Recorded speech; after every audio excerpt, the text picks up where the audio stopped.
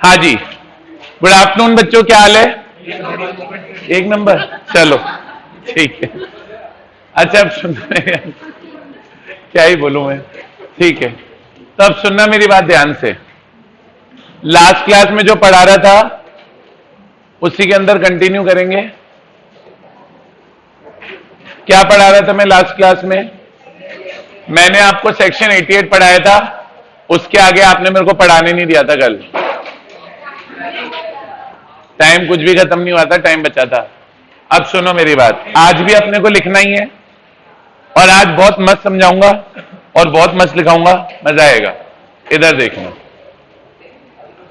पहले कॉन्सेप्ट देखो। एक कॉन्सेप्ट देखो, डायग्राम बना के पढ़ोगे क्या? चलो एक छोटा सा डायग्राम बना देता हूं, आप लोग कह रहे हो इसलिए। सेक्शन 89 बेनिफिशियल ओनर का कॉन्सेप्ट है। बेनिफिशियल ओनर का कॉन्सेप्ट है। प्यार का नाम बीओ, प्यार का नाम बीओ, ठीक है। अब ये सुनना बीओ का कॉन्सेप्ट क्या है। एक कंपनी है, एक कंपनी है, बहुत बढ़िया उसका शेयर चल रहा था, एक बहुत बड़ा बढ़िया उसका शेयर चल रहा था। अदानी विल्मर लिमिटेड, नाम तो सुना होगा। 3 गुना हो गया इसका शेयर 2 महीने में। 3 महीने में 3 गुना हो गया शेयर 2 महीने में। अरे नहीं रे, 2 महीने में इसका शेयर 3 गुना हो गया, 1 महीने में नहीं हुआ। मैं देख रहा हूं ना मार्केट, ठीक है। तो अदानी विल्मर लिमिटेड में पाया 50,000 रुपए का था सिर्फ। चलो तो अदानी विल्मर लिमिटेड बहुत बढ़िया शेयर चल रहा था। इसको देख के कि पार्टनरशिप फर्म है PQR एंड एसोसिएट्स, ये एक पार्टनरशिप फर्म है PQR एंड एसोसिएट्स। इनको लालच आ गया, बोले यार वाह यार क्या शेयर चल रहा है, ये तो जोरदार शेयर है। बोले ये तो भयंकर कंपनी है। तो इनके मन में आ गया लालच। क्या आ गया? लालच आ गया। अब इनके पास पड़े थे सरप्लस फंड, तो इन्होंने जाके सोचा क्यों ना इस सरप्लस पैसे के हम अदानी विल्मर के शेयर खरीद लें। लेकिन उसमें एक लीगल ब्लॉक आ गया, रास्ते का रोड़ा, रास्ते की रुकावट। भाई पार्टनरशिप हमको तो कंपनी के शेयर खरीदना अलाउड ही नहीं होता।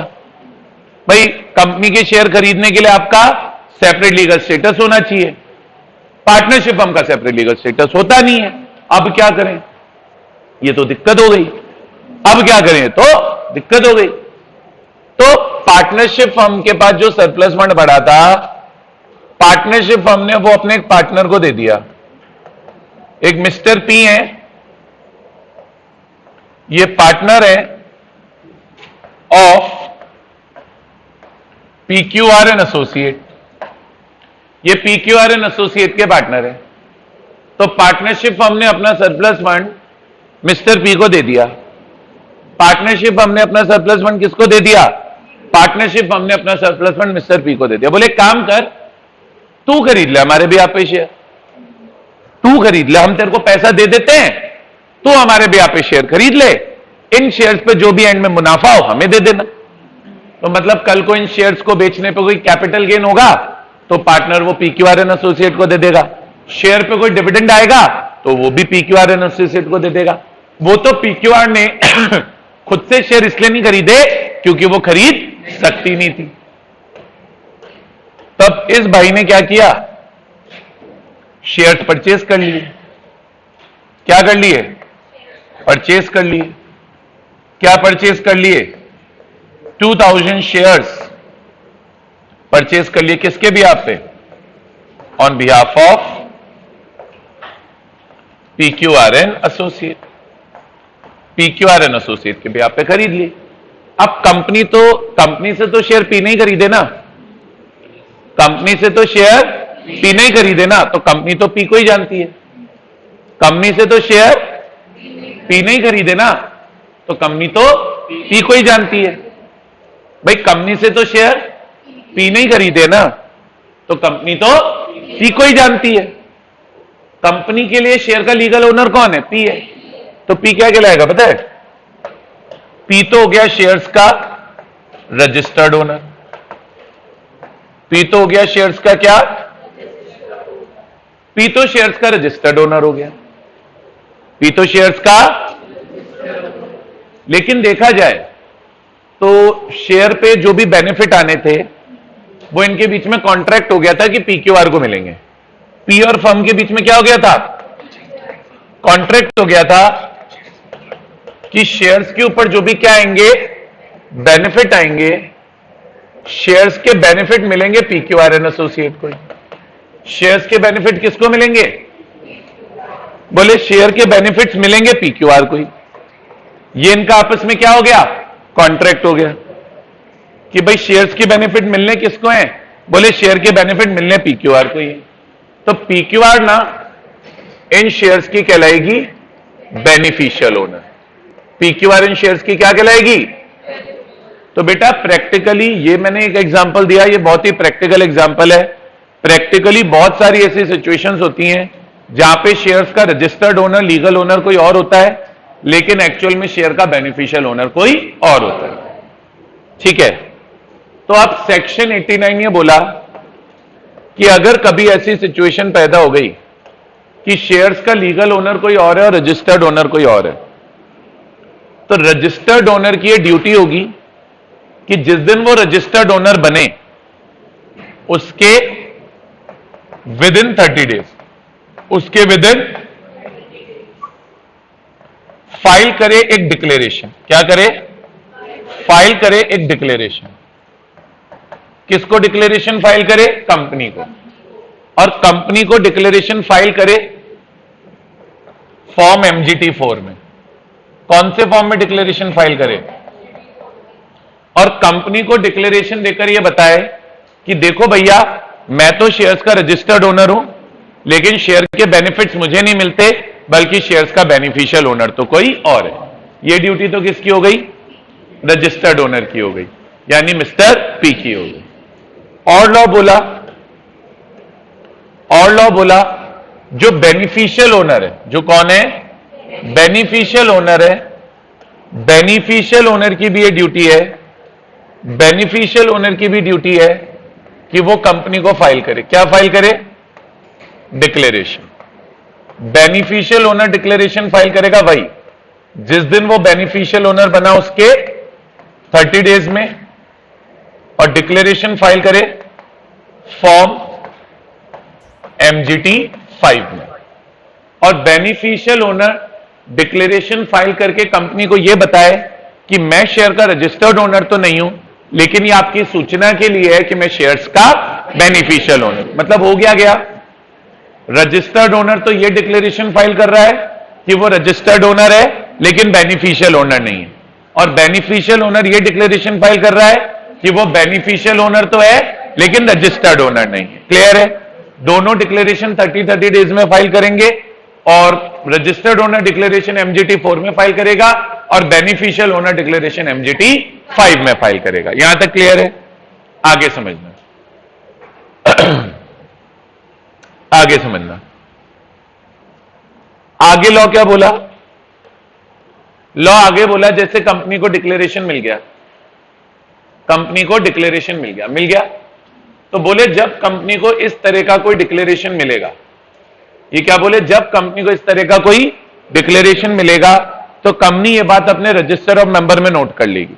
कहां नोट कर लेगी, लिख लेगी रजिस्टर ऑफ मेंबर में कि मिस्टर पी तो बेनिफिशियल ओनर है और mister PQR and associate beneficial owner है। तो कंपनी एक तो ये बात अपने रजिस्टर ऑफ मेंबर में नोट कर लेगी, प्लस कंपनी ROC को एक रिटर्न फाइल करेगी फॉर्म MGT 6 में। कंपनी किसको रिटर्न फाइल करेगी, ROC को फॉर्म MGT 6 में। और कंपनी ROC को रिटर्न फाइल करके इन्फॉर्म करेगी कि आपकी सूचना के लिए है कि हमारी कंपनी के 2000 शेयर्स का रजिस्टर्ड ओनर मिस्टर पी है और beneficial owner PQR and associate. मतलब आपने कंपनी को डिक्लेरेशन दे दिया, कंपनी क्या करेगी, आपने कंपनी को डिक्लेरेशन दे दिया, कंपनी क्या करेगी बताओ, note this in register of members. Company ये बात कहां नोट कर लेगी, अपने रजिस्टर ऑफ मेंबर्स में। कंपनी ये बात अपने रजिस्टर ऑफ मेंबर्स में नोट कर लेगी। और फिर कंपनी क्या करेगी, कंपनी को जिस दिन डिक्लेरेशन मिलेगा, कंपनी को जिस दिन डिक्लेरेशन मिलेगा विद इन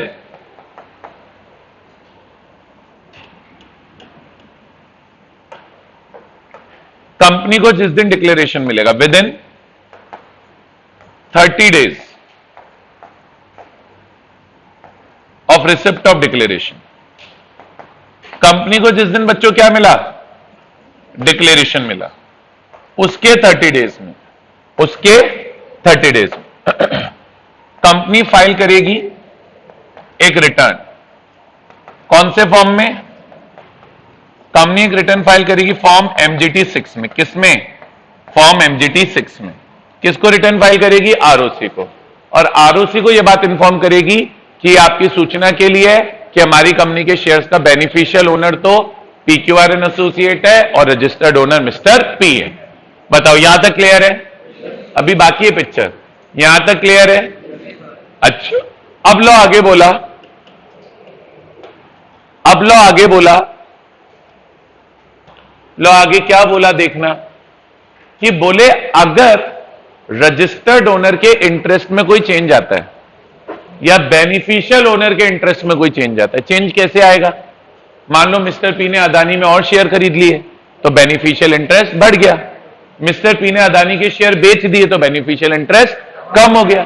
तो लॉ बोला अगर चेंजेस इन इंटरेस्ट भी होते हैं तो जिस दिन इंटरेस्ट चेंज हुआ उसके 30 डेज में रजिस्टर्ड ओनर कंपनी को डिक्लेरेशन देगा, बेनिफिशियल ओनर भी डिक्लेरेशन देगा। चेंज के केस में डिक्लेरेशन वही, पी देगा तो MGT 4 में देगा और PQR देगी तो MGT 5 में देगी। और फिर वही बात जब चेंज होगा तो ROC को चेंज की रिटर्न कंपनी फाइल करेगी विद इन 30 डेज और वही MGT 6 में फाइल करेगी। यहां तक क्लियर है क्या, यहां तक क्लियर है, बोलो आया नहीं आया। एक पॉइंट और है, सेक्शन खत्म हो गया apart from penalties, apart from penalties section खत्म हो गया। आया समझ में नहीं आया, एक सिंगल डायग्राम में पूरा सेक्शन समझा दूंगा मैं आपको, फिर थ्योरी लिखा दूंगा, खत्म।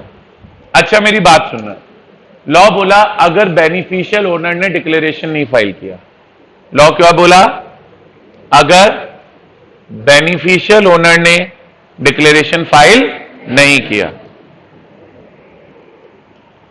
मान लो आरओ की बात नहीं हो रही, आरओ ने करा नहीं करा कोई नहीं, अगर बेनिफिशियल ओनर ने डिक्लेरेशन फाइल नहीं किया, बनाओ, अगर बेनिफिशियल ओनर ने डिक्लेरेशन फाइल नहीं किया, इतनी बार बोलता हूं मेरे कंप्लीट होने के बाद कर लिया करो, तो नहीं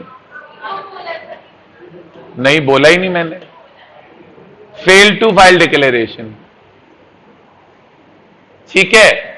तो मान लो बेनिफिशियल ओनर डिक्लेरेशन फाइल करने में फेल हो गया, तो लॉ बोला अगर बेनिफिशियल ओनर ने डिक्लेरेशन फाइल नहीं किया तो जितने उससे शेयर्स पे बेनिफिट मिलने थे कुछ नहीं मिलेंगे, कुछ भी नहीं मिलेंगे। आज नॉर्मली शेयर का डिविडेंड PQR को मिलना चाहिए था, नहीं मिलेगा। शेयर को बेचने पर कैपिटल गेन हुआ तो PQR को मिलना था, नहीं मिलेगा। तो अगर उसने डिक्लेरेशन फाइल नहीं किया तो फिर shall not be entitled, beneficial owner shall not be entitled to claim any benefit on shares, shall not be entitled to claim any benefit on shares। beneficial owner shares के ऊपर कोई benefit claim नहीं कर पाएगा अगर उसने declaration नहीं file किया तो। बताओ बच्चों आया कि नहीं आया, जल्दी बोलो। ये बच्चों एक सेक्शन है, सेक्शन 89 बेनिफिशियल ओनर, पूरा एक सिंगल एग्जाम्पल में हमने टॉपिक को फिनिश कर लिया, पूरा एक सिंगल एग्जाम्पल में हमने टॉपिक को फिनिश कर लिया। बताइए आया कि नहीं आया, वापस समझाने की नीड है या समझ में आ गया, मुझे बताओ। वापस समझाने की चीज शॉर्ट में रिवाइज करा दो। सबसे पहला लॉ बोला रजिस्टर्ड ओनर तो ये डिक्लेरेशन फाइल करेगा कि वो रजिस्टर्ड ओनर है लेकिन बेनिफिशियल ओनर नहीं है। वो जो डिक्लेरेशन फाइल करेगा जिस दिन रजिस्टर्ड ओनर बना उसके 30 डेज में फॉर्म MGT 4 में करेगा। बेनिफिशियल ओनर भी डिक्लेरेशन फाइल करेगा कि वो बेनिफिशियल ओनर है लेकिन रजिस्टर्ड ओनर नहीं है। वो जिस दिन बेनिफिशियल ओनर बना उसके 30 डेज में डिक्लेरेशन फाइल करेगा फॉर्म MGT 5 में। फिर कंपनी को जब डिक्लेरेशन मिलेगा तो कंपनी ये बात नोट करेगी अपने रजिस्टर ऑफ मेंबर में, और फिर कंपनी 30 डेज में रिटर्न फाइल करेगी फॉर्म MGT 6 में ROC को। और अगर बेनिफिशियल इंटरेस्ट में चेंज आया तो भी यही पूरा सेम प्रोसेस रिपीट होगा। ध्यान रखने वाली बात इतनी सी है कि अगर बेनिफिशियल ओनर डिक्लेरेशन फाइल करने में फेल हो गया तो शेयर्स के ऊपर जो भी बेनिफिट मिलने थे बेनिफिशियल ओनर वो बेनिफिट्स क्लेम नहीं कर पाएगा। बोलिए आया कि नहीं आया? कोई बात नहीं, पेनल्टी है, ROBO दोनों पे है। बाकी ये जो अपन ने प्रोविजन नहीं पढ़ा जो ऑरेंज कलर में लिखा है, ये नहीं होगा। ये तभी होगा जब डिक्लेरेशन BO ने नहीं फाइल किया। देखो पेनल्टी दोनों पे, अभी पढ़ लेंगे हम। RO पे भी पेनल्टी है, BO पे भी पेनल्टी है डिक्लेरेशन नहीं फाइल करने पे, और कंपनी पे भी है रिटर्न नहीं फाइल करने पे। लेकिन जो ये इफेक्ट है ना कि आप बेनिफिट नहीं क्लेम कर पाओगे, ये तभी होगा जब बेनिफिशियल ओनर ने डिक्लेरेशन नहीं दिया। इसके पीछे लॉजिक है, सारे बेनिफिट कंपनी को मिलने, सॉरी PQR को मिलने। जब PQR कंपनी को बताएगा ही नहीं कि वो BO है तो फिर कंपनी PQR को बेनिफिट देगी कैसे? समझ गए? तो आज P ने डिक्लेरेशन नहीं दिया तो कोई फर्क नहीं पड़ रहा, पर क्यों ने नहीं, PQR ने नहीं दिया तो फर्क पड़ेगा। और अगर PQR नहीं देता डिक्लेरेशन तो PQR को कोई बेनिफिट नहीं मिलेगा, फिर कंपनी सारे बेनिफिट मिस्टर P को देगी और छुट्टी। अब वो देगा नहीं देगा, वो आपस में लड़ते मरते रहे। P आपस में क्या करेंगे? मैंने थोड़ी एक्ट का ठेका लिया, हमने कंपनी का ठेका लिया, हमने PQR और P का नहीं लिया। लड़े मरे गला काट के ले जा, मेरा क्या है? बोलो आया? बोलो आया क्या? अच्छा आपसे कोई पूछे डिफाइन BO, क्या डिफाइन करोगे? बेनिफिशियल ओनर वो पर्सन है जो या तो अकेला, सुनो तो सही, बेनिफिशियल ओनर वो पर्सन है जो अकेला या किसी के साथ मिलकर शेयर से जुड़े सभी राइट्स एक्सरसाइज करेगा या शेयर से जुड़े सभी बेनिफिट्स रिसीव करेगा। मतलब जिस बंदे के पास रियलिटी में शेयर्स के सारे राइट हैं, जिस बंदे के पास रियलिटी में शेयर के सारे बेनिफिट्स हैं, वो बेनिफिशियल ओनर है। बोलो आया? बोलो आया? अरे साहिल तो आज वहां किनारे पे क्यों बैठा है? इधर आ भाई, ऐसे दूर नहीं, इधर आजा। अब तूने जगह यहीं बना ली, अब तू मुझे यहीं बैठा हुआ चाहिए, आजा। क्यों डांट करने के काम कर रहा? अब फालतू में डांट दूंगा, रोता रहेगा बचे हुए 2 लाख। आजा फटाफट। चलो यहां तक क्लियर है? बोलो यार, बोलो। सबको क्लियर है? कोई डाउट थोड़ी पूछना है, पूछ लो, देख लो कुछ आ रहा हो तो। नहीं आ रहा? पक्का? आजा आजा, तो टेंशन मत ले। चलो अमन अंदर, किसको? चलो खुशी, थोड़ा थोड़ा शिफ्ट करो। अब तेरी फिक्स प्लेस यही है बेटा, या तो इधर या इधर। चल चल चल, सोच नहीं, इतना दिमाग लगाना नहीं चाहिए, होता भी नहीं। चलिए यहां तक क्लियर है? बोलो आया क्या? चलिए आइए फटाफट लिखेंगे। डायग्राम बना लिया आप लोगों ने? Very good. लो किताबा देना है। एग्जाम के टाइम पे? कौन से एग्जाम टाइम पे? चांद पे बैठ जाना यार। चलो बेवकूफ। हाँ भाई, एग्जाम कौन सा है तुम्हारा वैसे? बेवकूफ है तो यार। चलो, मतलब रामायण चल रही है, महाभारत की बातें कर, पूछा कंस कौन? दिमाग खराब है।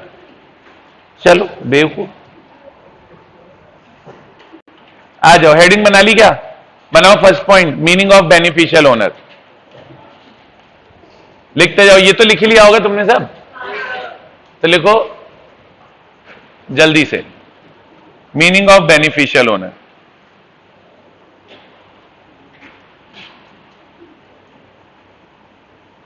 मीनिंग ऑफ बेनिफिशियल ओनर लिखा। अब मीनिंग ऑफ बेनिफिशियल ओनर को अंडरलाइन करना। अब क्या लिखोगे? किसी भी कॉन्ट्रैक्ट या अरेंजमेंट की वजह से जो पर्सन शेयर का लीगल ओनर नहीं है लेकिन शेयर के राइट्स वही एक्सरसाइज करेगा, बेनिफिट्स वही लेगा, डिविडेंड वगैरह वही लेगा, वो बेनिफिशियल ओनर है। लिखो, beneficial owner refers to a person, beneficial owner refers to a person who comma लगा के लिखना, through any contract or arrangement, who, comma, through any contract or arrangement, through, comma, any contract or arrangement, comma, either alone or together with any person, either alone or together with any person, dash लगा के लिखना है point, is entitled to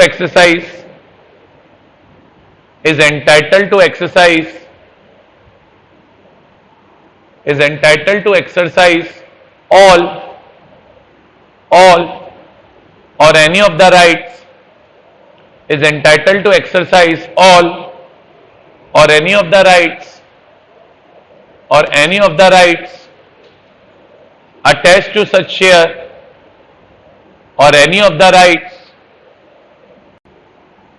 attached to such share, next line के बीचों बीच और, B point, is entitled to receive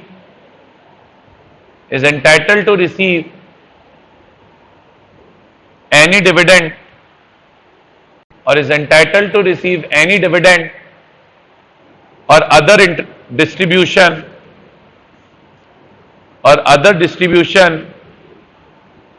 in respect of such shares, or other distribution in respect of such shares. लिख लिया? चलो, Yes, sir. अब एक line छोड़ के बनाएंगे second point, declaration by registered owner. Declaration by registered owner.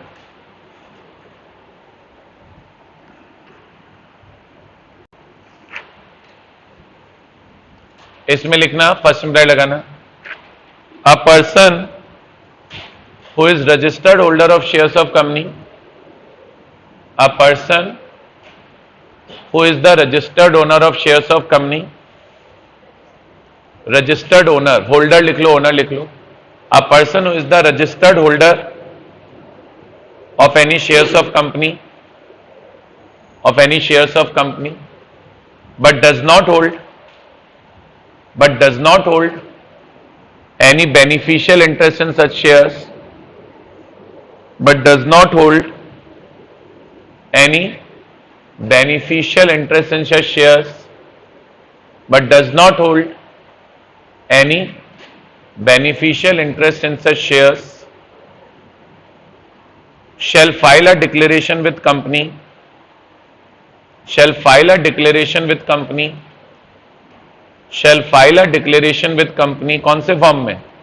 shall file a declaration with company in form MGT4, shall file a declaration with company in form MGT4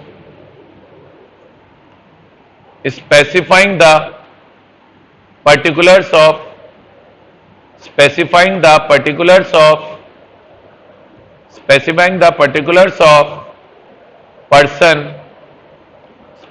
particulars of person who holds, specifying the particulars of persons who holds beneficial interest in such shares, specifying particulars of persons who hold beneficial interest in such shares. Third point बनाएंगे, declaration by beneficial owner. Declaration by beneficial owner. Declaration by beneficial owner. Declaration by beneficial owner को underline करेंगे. Declaration by beneficial owner को underline करेंगे और इसमें लिखेंगे, first employ लगाएंगे, if any person is not the registered owner of shares, if any person is not the registered owner of shares, if any person is not the registered owner of shares but holds beneficial interest in such shares, but holds beneficial interest in such shares, but holds beneficial interest in such shares, comma, shall file a declaration with the company, shall file a declaration with the company, shall file a declaration with the company, shall file a declaration with the company in form MGT5, in form MGT5, in form MGT5 specifying A point, nature of his interest, A point, nature of his interest, B point, particulars of registered owner, particulars of registered owner, particulars of registered owner. Fourth point बनाएंगे change in beneficial interest.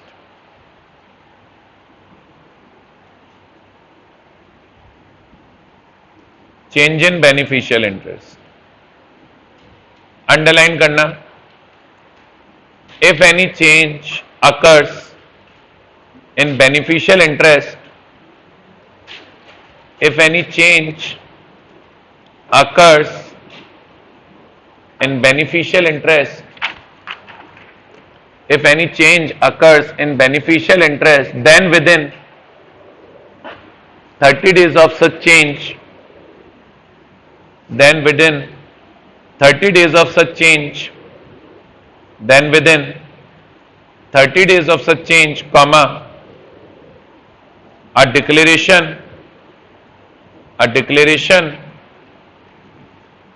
containing particulars of change, a declaration containing particulars of change, a declaration containing particulars of change shall be filed with the company, company को file करना पड़ेगा, shall be filed with the company, shall be filed with the company by, कौन file करेगा?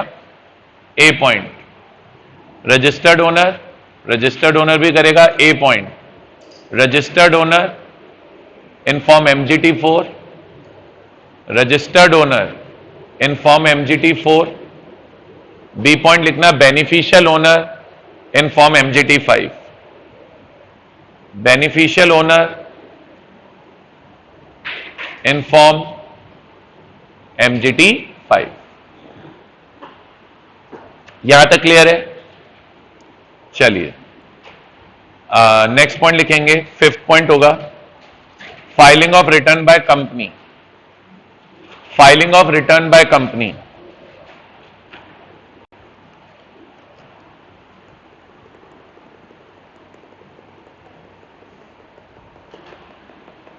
इसमें लिखना where a declaration is filed with company under section 89, where a declaration is filed with company under section 89, where a declaration is filed with company under section 89, comma, the company shall, दो चीजें करनी है company को. The company shall A point make a note of such declaration, make a note of such declaration in the relevant register, make a note of such declaration in relevant register, make a note of such declaration in relevant register. B point, file a return in form MGT6, file a return in form MGT6 with ROC, file a return in form MGT6 with ROC within 30 days of receipt of declaration, within 30 days of receipt of declaration, within 30 days of receipt of declaration, within 30 days of receipt of declaration. बताइए आया कि नहीं आया? अरे आया क्या? Finish हो गया. अब सर इसमें 2 पॉइंट बचे हैं. एक तो बचा है पनिशमेंट फॉर कॉन्ट्रावेंशन और एक पॉइंट बता है exemption bye CG. Exemption bye CG में तो यही है कि अगर सेंट्रल गवर्नमेंट चाहे तो नोटिफाई करके किसी भी कंपनी को या किसी भी पर्सन को इस सेक्शन के रिक्वायरमेंट से एग्जाम कर देगी. तो जिस भी पर्सन को या कंपनी को इस सेक्शन के रिक्वायरमेंट से एग्जाम कर दिया जाएगा, उन पर्संस को इस तरह का कोई डिक्लेरेशन फाइल करने की रिक्वायरमेंट नहीं होगी. हाल फिलहाल किसी को एग्जाम नहीं किया गया है, ये सिर्फ एक सेंट्रल गवर्नमेंट की क्या है, पावर है. तो लिखेंगे नेक्स्ट पॉइंट. कौन से नंबर का पॉइंट है? 5th point. 6th पॉइंट है exemptions bye CG. Exemptions bye CG. Exemptions bye CG underline करेंगे और लिखेंगे सीजी में बाय नोटिफिकेशन. सीजी में by notification exempt any classes of companies. CG में by notification exempt any classes of persons. लिख लेना any classes of persons, any classes of persons from complying with the requirement of this section, from complying with the requirement of this section, from complying with the requirement of this section. ठीक है. Next लिखेंगे 6th point consequences of non filing. ये वाला point लिखाऊंगा पहले. Consequences of non filing. इसमें लिखेंगे where beneficial owner fails to file declaration under section 89, where beneficial owner fails to file declaration under section 89, where beneficial owner fails to file declaration under section 89, then any right with respect to such shares, then any right with respect to such shares, then any right with respect to such shares shall not be enforceable by the beneficial owner. Shall not be enforceable by the beneficial owner. Shall not be enforceable by the beneficial owner. Clear है क्या? यहां तक clear है? बताओ. Yes sir. अब आता है punishment for contravention. कौन सा पॉइंट है? 7th. 8th. देख लेना पहले पनिशमेंट फॉर कॉन्ट्रावेंशन, फिर लिख लेना पनिशमेंट फॉर कॉन्ट्रावेंशन.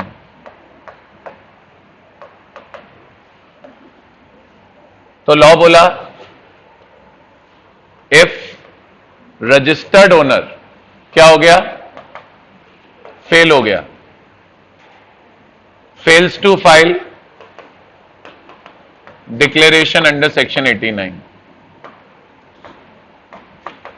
वो सेक्शन 89 का डिक्लेरेशन फाइल करने में फेल हो गया. ठीक है.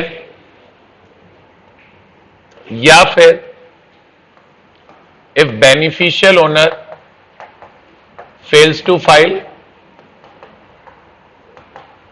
डिक्लेरेशन अंडर सेक्शन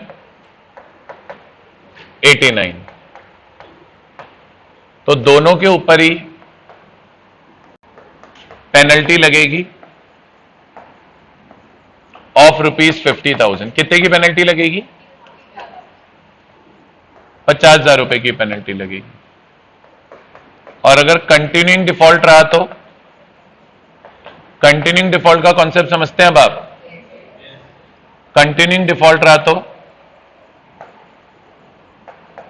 पेनल्टी लगेगी. क्या लगेगी?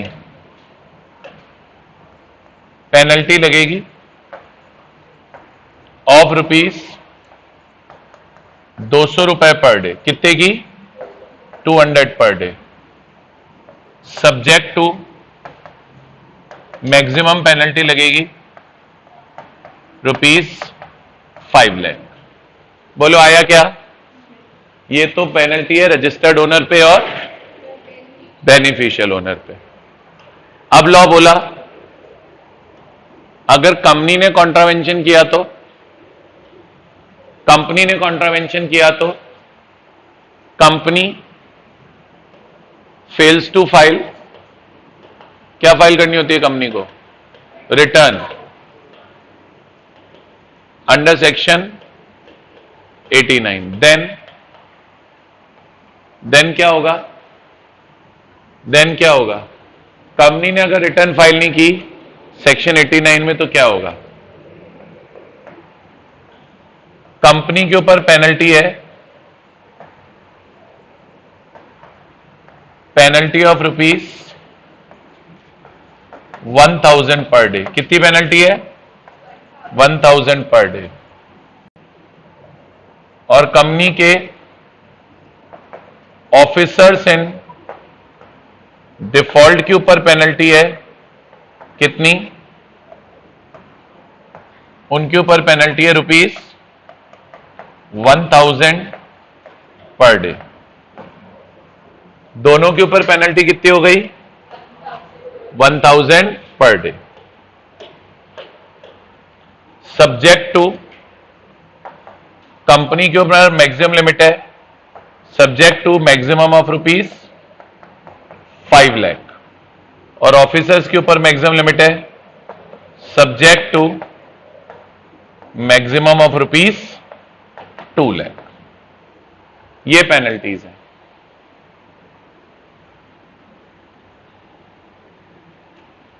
बताओ बच्चों, आया नहीं आया सेक्शन का पेनल्टी समझ में?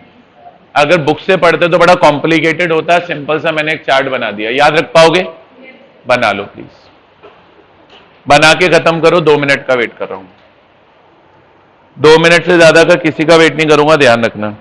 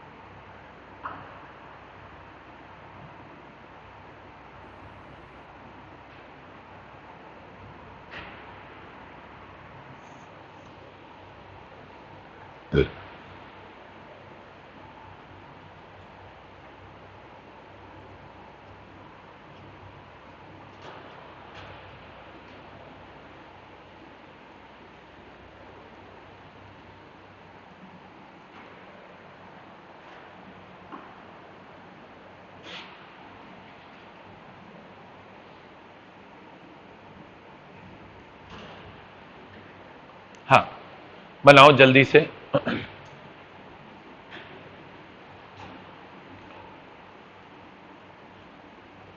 सर ये सब बड़े बड़े सेक्शंस हैं, मैं इनको बहुत अच्छे से ऑर्गेनाइज्ड वे में नोट्स में पढ़ा दे रहा हूं, नहीं तो बाद में दिक्कत आती है इन सेक्शंस को करने में। ज्यादातर बच्चे तो छोड़ के चले जाते हैं सोच के कि हमसे होंगे ही नहीं। अब नोट्स में लिख लिए हैं तो एकदम आराम से तैयार हो जाएंगे, छोड़ने की जरूरत नहीं पड़ेगी। एक सेक्शन और बचा है खराब, 90, बस। बाकी तो फिर 91, 92, 94, 95 तो मैं नोट से पढ़ा दूंगा, इजी इजी सेक्शन।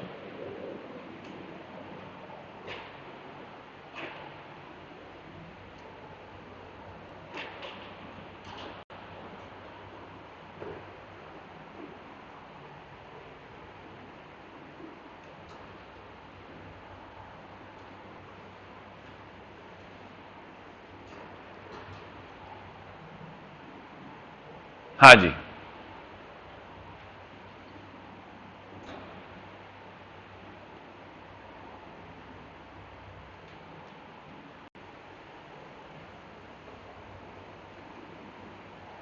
लिख लो भाई, इतना टाइम लगाने के लिए थोड़ी डायग्राम बनाया था मैंने,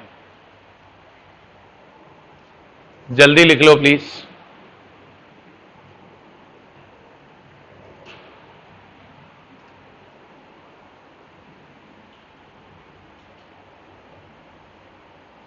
Done, sir. हो गया? चलें आगे। चलूं अगला सेक्शन पढ़ाऊं अगला Yes, सेक्शन। sir. अब मैं एक डायग्राम बना रहा हूं, आपको नहीं बनाना है, ध्यान रखना, पहले ही बोल रहा हूं, ठीक है? मैं उसका डायग्राम बनाने बोलूंगा ही नहीं, मैं करूंगा उसकी थ्योरी डिक्टेट। या अमेंडमेंट आया इस बार, ठीक है? मैं करूंगा इसकी थ्योरी डिक्टेट, लेकिन एक बार डायग्राम बना के समझा देता हूं ताकि कॉन्सेप्ट एकदम क्लियर हो जाए, ठीक है? सर, एक होता है बेनिफिशियल ओनर, एक होता है बेनिफिशियल ओनर, एक होता है बेनिफिशियल ओनर, और एक होता है क्या होता है सर? एक होता है सिग्निफिकेंट बेनिफिशियल ओनर। क्या होता है? सिग्निफिकेंट बेनिफिशियल ओनर, एसबीओ बोलते हैं, सिग्निफिकेंट बेनिफिशियल ओनर। अब ये एसबीओ कौन होता है? ये एसबीओ कौन होता है? सिग्निफिकेंट बेनिफिशियल ओनर कौन होता है? सर, सिग्निफिकेंट बेनिफिशियल ओनर कौन बच्चों? सिग्निफिकेंट बेनिफिशियल ओनर वो पर्सन है जिसके पास डायरेक्टली या इनडायरेक्टली कंपनी के 10% या उससे ज्यादा शेयर्स पे कंट्रोल आ जाए। अगर मेरे पास कंपनी के 10% शेयर्स पे कंट्रोल आ गया तो मैं एसबीओ कहलाऊंगा। इस एग्जांपल में सपोज करो पी अदानी के 15% शेयर ले लेता, और पी के लिए बेनिफिशियल ओनर है पीक्यूआर, तो पीक्यूआर बेनिफिशियल ओनर भी होता और सिग्निफिकेंट बेनिफिशियल ओनर भी होता।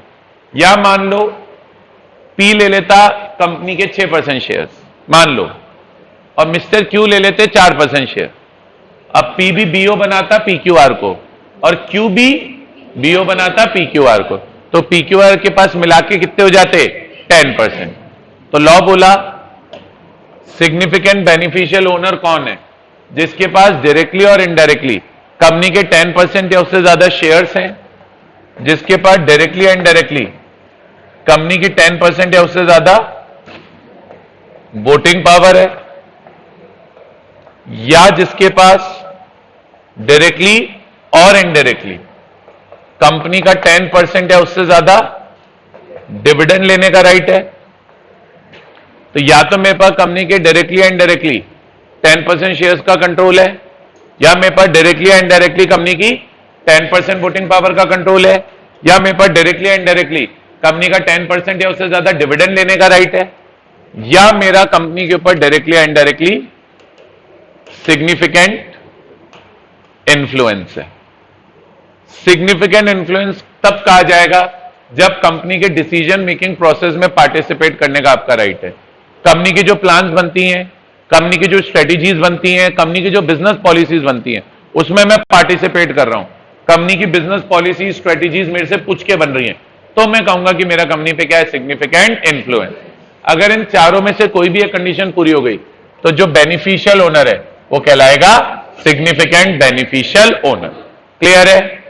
अब सिग्निफिकेंट बेनिफिशियल ओनर पे और बहुत सारी एडिशनल रिक्वायरमेंट्स हैं जो सेक्शन 90 में। देखो समझो, सिग्निफिकेंट बेनिफिशियल ओनर तो है ही ना, तो उसके ऊपर सेक्शन 89 तो लगेगा ही, बट उसके ऊपर at the same time section 90 भी लगेगा। सेक्शन 90 में सिग्निफिकेंट बेनिफिशियल ओनर से जुड़ी बहुत सारी लीगल रिक्वायरमेंट्स गिवन है एडिशनल। मतलब आप देखो, सिग्निफिकेंट बेनिफिशियल ओनर तो है ही, तो उसके ऊपर सेक्शन 89 तो वैसे भी लग रहा है। जो अभी हमने सेक्शन 89 पढ़ा वो तो उस पर वैसे भी लग रहा है, but at the same time उसके ऊपर सेक्शन 90 भी लगेगा। बोलिए आया? हेडिंग बनाएंगे सेक्शन 90 सॉरी, सेक्शन 90।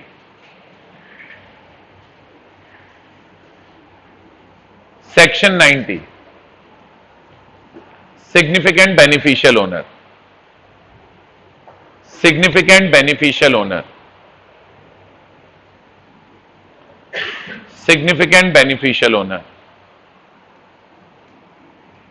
अंडरलाइन कर लो, बनाओ first point. Meaning of SBO, मैं आपको शॉर्ट में एसबीओ लिखा रहा हूं, पेपर में एसबीओ मत लिखना, फुल फॉर्म ही लिखना। फर्स्ट पॉइंट बनाओ पहले, मीनिंग ऑफ एसबीओ अंडरलाइन करो, लगाओ first employed. SBO refers to any person, SBO refers to any person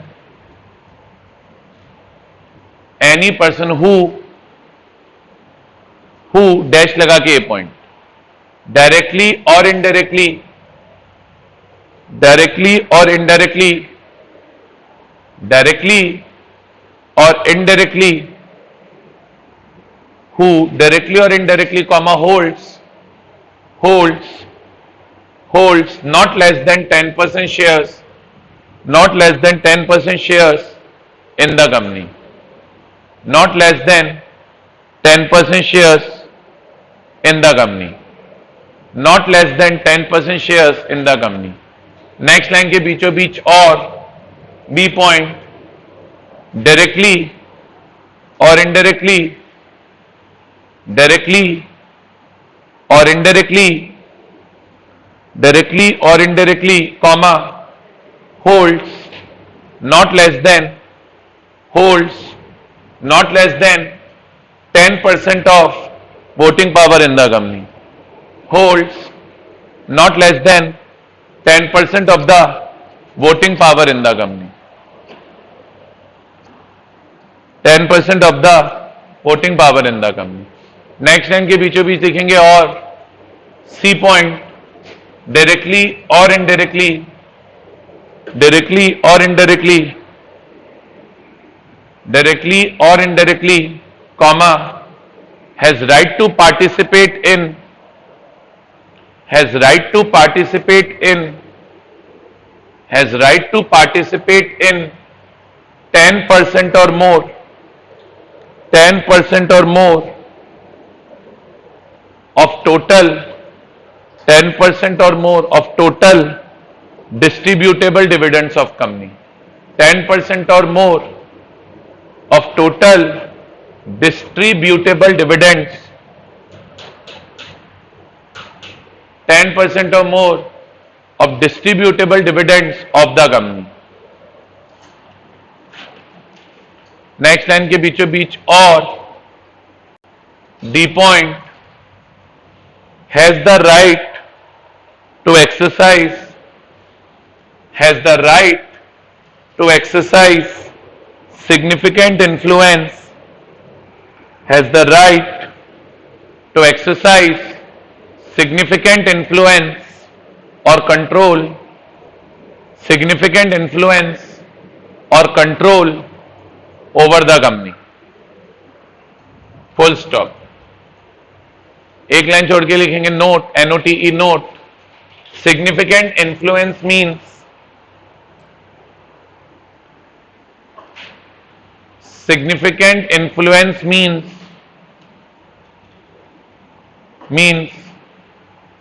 right to participate in, right to participate in, right to participate in financial and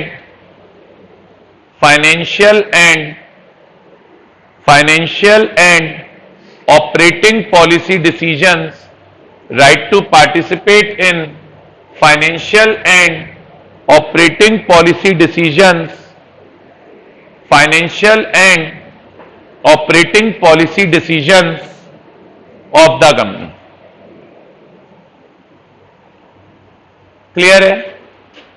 I hope सबको significant beneficial owner का मतलब समझ में आया होगा. 1 minute के लिए read कर लो, जल्दी से सिग्निफिकेंट बेनिफिशियल ओनर रीड कर लो.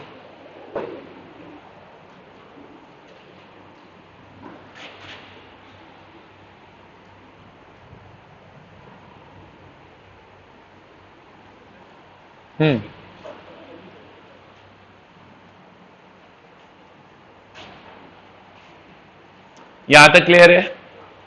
आगे प्रोसीड करेंगे. अब बेटा ये तो सिग्निफिकेंट बेनिफिशियल ओनर का मतलब हो गया. बेसिकली कॉन्सेप्ट क्या हुआ?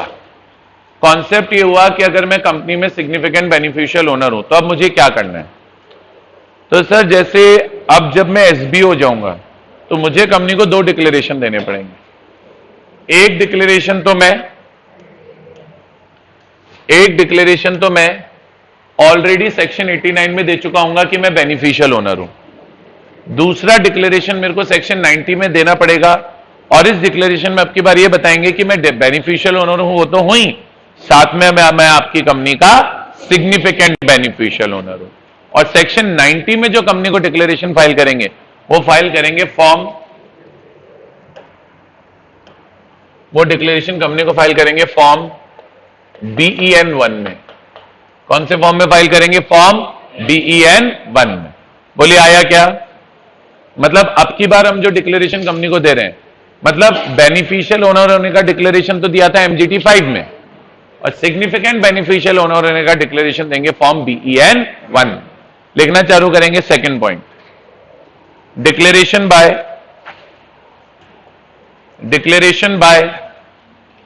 SBO, declaration bye SBO, underline करेंगे, फर्स्ट सिंबल लगाएंगे। Every SBO shall make a declaration to the company, every SBO shall make a declaration to the company, every SBO shall make a declaration to the company in form BEN 1, in form BEN 1 within 30 days of acquiring, within 30 days of acquiring such significant beneficial ownership, within 30 days of acquiring such significant beneficial ownership। Clear है?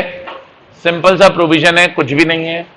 आज अगर मैं company का significant beneficial owner बना तो मैं form BEN 2 में company को एक BEN 1 में कंपनी को एक डिक्लेरेशन फाइल करूंगा कि मैं आपका सिग्निफिकेंट बेनिफिशियल ओनर बन गया हूं, और जिस दिन सिग्निफिकेंट बेनिफिशियल ओनर बनूंगा उसके 30 डेज में डिक्लेरेशन फाइल कर दूंगा। बोलिए आया क्या? कितने पॉइंट हो गए? 2 पॉइंट। थर्ड पॉइंट लिखेंगे, filing of return of SBO by the company, filing of return of SBO by the company, filing of return of SBO by the company, underline करो। अब ये क्या पॉइंट है? जैसे सिग्निफिकेंट बेनिफिशियल ओनर ने company को declaration दिया कि मैं सिग्निफिकेंट बेनिफिशियल ओनर हूं। किसने? सिग्निफिकेंट बेनिफिशियल ओनर ने कंपनी को यह डिक्लेरेशन दिया कि मैं सिग्निफिकेंट बेनिफिशियल ओनर हूं। उसके बाद जैसे ही कंपनी को यह डिक्लेरेशन मिलेगा, कंपनी ROC को एक रिटर्न फाइल करेगी और ROC को इन्फॉर्म करेगी अबाउट सिग्निफिकेंट बेनिफिशियल ओनर। जैसे आज मान लो मैं ही कंपनी का सिग्निफिकेंट बेनिफिशियल ओनर था, तो मैंने कंपनी को डिक्लेरेशन दे दिया कि मैं आपकी कंपनी का SBO हूं। फिर कंपनी ROC को डिक्लेरेशन देगी, ROC को रिटर्न फाइल करेगी कि अभिषेक लोहिया हमारी कंपनी में सिग्निफिकेंट बेनिफिशियल ओनर है। कंपनी ROC को रिटर्न कब फाइल करेगी? कंपनी को जिस दिन SBO से डिक्लेरेशन मिलेगा उसके 30 डेज में, और कंपनी डिक्लेरेशन फाइल करेगी फॉर्म BEN 2 में। कंपनी डिक्लेरेशन फाइल करेगी फॉर्म BEN 2 में। हमने कंपनी को डिक्लेरेशन दिया BEN 1 में, कंपनी ROC को रिटर्न फाइल करेगी, डिक्लेरेशन फाइल करेगी फॉर्म BEN 2 में। बोलिए आया? हेडिंग बनवा दी ना मैंने, एक्सप्लेन करेंगे। Every company shall file a, every company shall file a, every company shall file a return of, every company shall file a return of significant beneficial owners of the company, significant beneficial owners of the company, significant beneficial owners of the company, and changes therein, and changes therein, and changes therein with ROC, and changes therein with ROC, with ROC in form BEN 2 within 30 days, within 30 days of receipt of declaration by it. Within 30 days of receipt of declaration by it. Clear है? By it, IT it, by company लिख लो यार, यहां तक clear है? और last point, last तो नहीं है, इसके बाद आगे नेक्स्ट क्लास में कंटिन्यू करेंगे। आज की क्लास का लास्ट पॉइंट बता रहा हूं। कंपनी को एक तो ROC को रिटर्न फाइल करनी है कि फलाना बंदा हमारा SBO है, प्लस लॉ बोला कंपनी को फॉर्म BEN 3 में, फॉर्म BEN 3 में जितने भी कंपनी के सिग्निफिकेंट बेनिफिशियल ओनर्स हैं उनका एक सेपरेट रजिस्टर मेंटेन करना है। तो company shall maintain a separate register of all significant beneficial owners of the company in form BEN 3। इस रजिस्टर में बेनिफिशियल ओनर की पूरी डिटेल आएगी, बेनिफिशियल ओनर का नाम, बेनिफिशियल ओनर का एड्रेस, वो ऑक्यूपेशन क्या करता है, उसके पास कंपनी के कितने नंबर ऑफ शेयर्स हैं, एटसेट्रा एटसेट्रा। मतलब कुल मिला के कंपनी को एक SBO का रजिस्टर मेंटेन करना है, फॉर्म BEN 3 में मेंटेन करना है, और कंपनी के जितने भी सिग्निफिकेंट बेनिफिशियल ओनर्स होंगे उनकी डिटेल्स इस रजिस्टर में आएगी। बोलिए आया? लिखेंगे। कौन से नंबर का पॉइंट है? फोर्थ पॉइंट की हेडिंग बनाएंगे, maintenance of register of SBO। Maintenance of register of SBO। First implied लगाएंगे, every company shall maintain a register of SBO. Every company shall maintain a register of SBO. Every company shall maintain a register of SBO and changes therein. Every company shall maintain a register of SBO and changes therein in form, कौन से form में? In form BEN 3, in form BEN 3। Next में लगाएंगे, the register shall include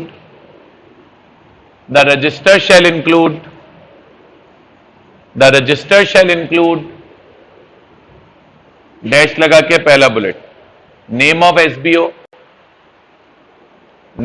SBO, दूसरा bullet, his date of birth,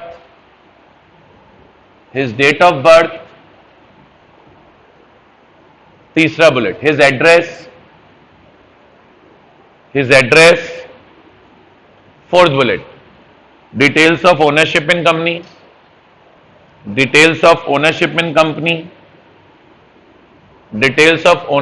company, etcetera, और भी detail आती है। और याद रखना ये जो रजिस्टर है कंपनी का कोई भी मेंबर इंस्पेक्शन कर सकता है प्रिस्क्राइब फीस का पेमेंट करके। तो एक इम्प्लाइड और लगा लो, last implied, the register shall be open to inspection by any member of the company. The register shall be open to inspection by any member of the company. The register shall be open to inspection by any member of the company. The register shall be open to inspection by any member of the company on payment of prescribed fees.